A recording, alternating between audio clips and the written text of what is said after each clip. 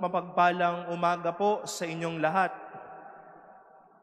Nasa ika-8 araw na po tayo ng ating pagmimisa de Aguinaldo at nakakagalak naman po na kahit papano ang tayo pong mga nagdiriwang ngayong umaga ay fighting spirit pa rin. Punong-puno pa rin po ang ating katedral, lalo't higit nitong mga nakaraang araw at isang araw na lamang po ang ating pong pagduduusan at pagbubuhusan ng panahon upang ihanda po natin ang ating sarili sa panahon ng pagsilang ng ating Panginoon. Purihin po natin ang Panginoon sa kabutihan niya sa atin. Palakpakan po natin ang bawat isa.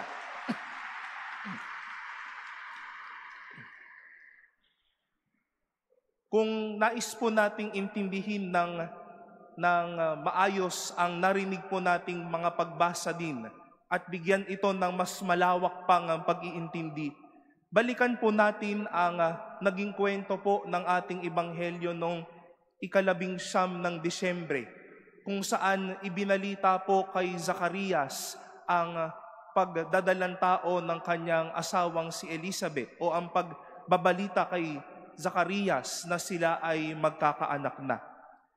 Maliban po sa karakter ng mag-asawang ito, si Elizabeth at Zacarias, lagi pong nakabuntot sa kanilang dalawa ang kanilang mga kapitbahay at kamag-anak na lagi pong nasa paligid nila. At sa kwentong narinig po natin noong nakaraang mga 4 na araw na ang nakakalipas at ngayon, iisa po ang naging tugon o reaksyon ng mga taong ito sa balita at sa naging bunga ng balitang ito. Ang mga ito ay nabalot sa saya o sa ligaya sa natanggap ng mag-asawang ito. Pero sa narinig po nating mabuting balita ngayong araw na ito, nabalot naman po ng takot ang mga ito sa pagpapahayag ni Elizabeth at Zacarias sa magiging pangalan ng batang ito.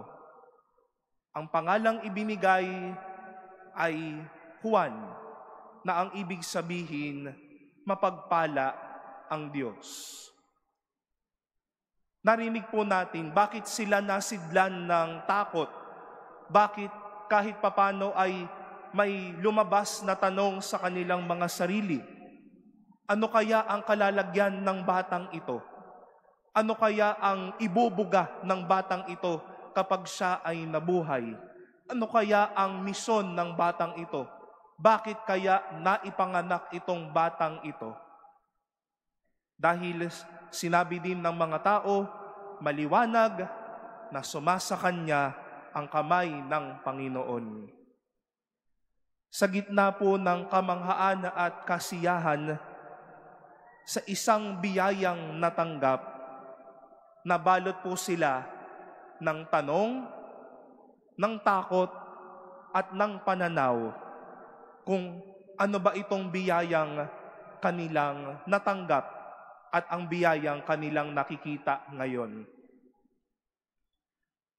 Alam naman po natin na si San Juan Bautista ay naparito para ipaghanda ang bayan ng Diyos sa pagdating ni Jesus.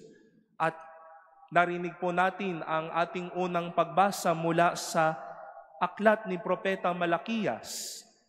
At siya ay binigyang pansin bilang apoy na nagpapadalisay sa bakal at isang matapang na sabon na naghanda at nagbigay tuwid sa puso ng bawat tao. May dahilan nga sila. Bakit sila nabalot ng takot?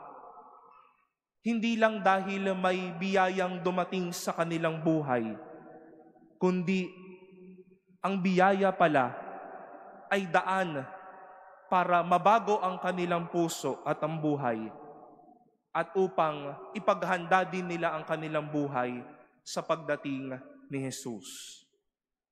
May dahilan bakit sila pinagpala. may dahilan din bakit dumating itong pagpapalang ito sa kanilang buhay. Mga kapatid, marahil po, katulad ng mag-asawang itong si Elizabeth at Zacarias, manabi na po sa atin ngayon ang sumalubong o tumanggap ng madaming pagpapamalas ng Diyos na talagang siya ay mapagpalang Diyos.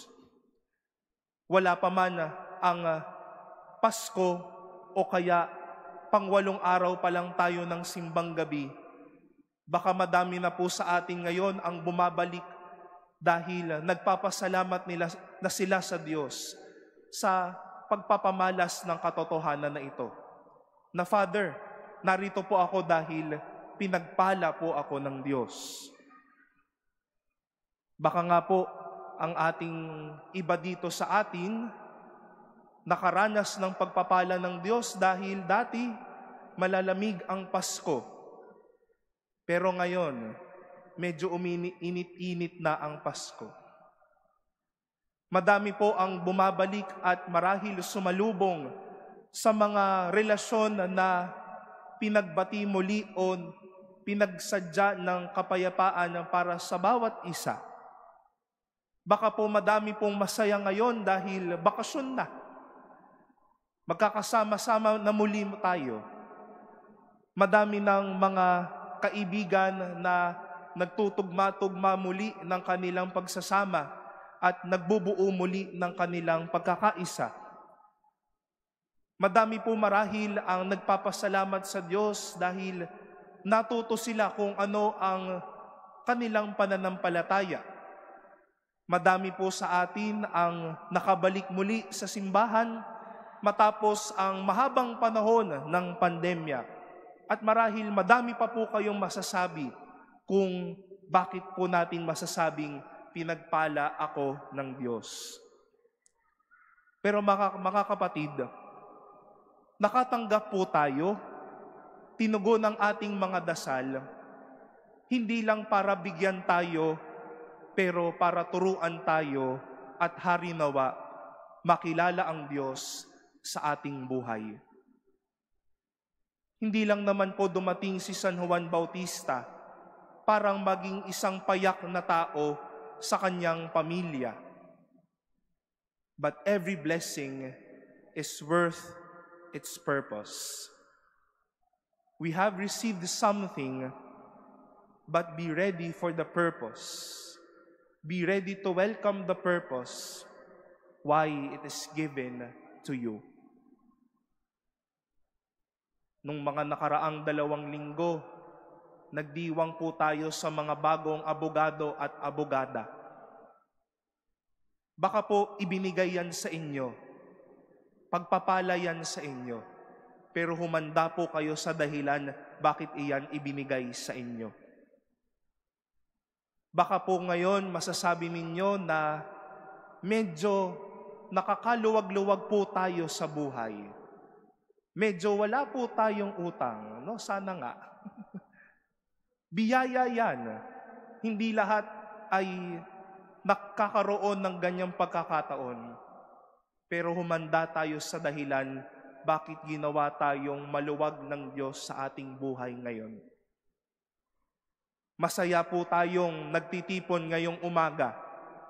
Madaming mga tao ang hanggang ngayon nakaratay sa higaan, hindi makapagsimba, hindi man lang makadalaw sa katedral, hindi man makapasok sa simbahan. Nasa malulusog tayong pamamaraan at biyaya ito.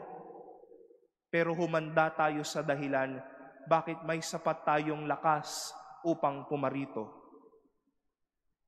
Ginawa ng Diyos na posible na makumpleto natin magiging kompleto natin ang 9 na araw na ito at biyaya ito. No, ang sarap ng tulog sana natin ngayon. Pero naririto tayo. Biyaya na naririto tayo. Pero may dahilan bakit natin nagagawang bumangon ng maaga, mamasahe mula sa mga bahay ninyo papunta dito sa katedral at salubungin ang Diyos dito. Harinawa po ang lahat ng mga dahilan bakit ito ipinagkakaloob sa atin ay para makita natin na ang lahat ng mga ito ay para makilala natin ang Diyos at makita natin na ang mga ito salamin ng pag-ibig ng Diyos sa bawat isa. John the Baptist came not only to be a simple child, but to live his purpose and to share his purpose to everyone. To prepare the way of the Lord, and again, to help everyone open their heart to make the face of Christ known. Sa madaming pagkakataon, mga kapatid, ipapamalas po sa atin ang kahulugan ng pangalan ni Juan. Mapagpala ang Diyos. At sa mga panahon na katulad ni Elizabeth at Zacarias, sa panahon na masasabi natin na talaga nga po na pinagpala ako ng Diyos, alalahanin natin, daluyan nawa tayo ng takot, hindi upang manginig, kundi upang makita ang dahilan bakit ito ibinigay sa atin. At harinawa, dahil naranasan natin na pinagpala tayo ng Diyos, maihanda din po natin ang ating puso para tanggapin ang Diyos at para makilala ang Diyos na siyang ibinibigay niya ang kanyang sarili para sa atin.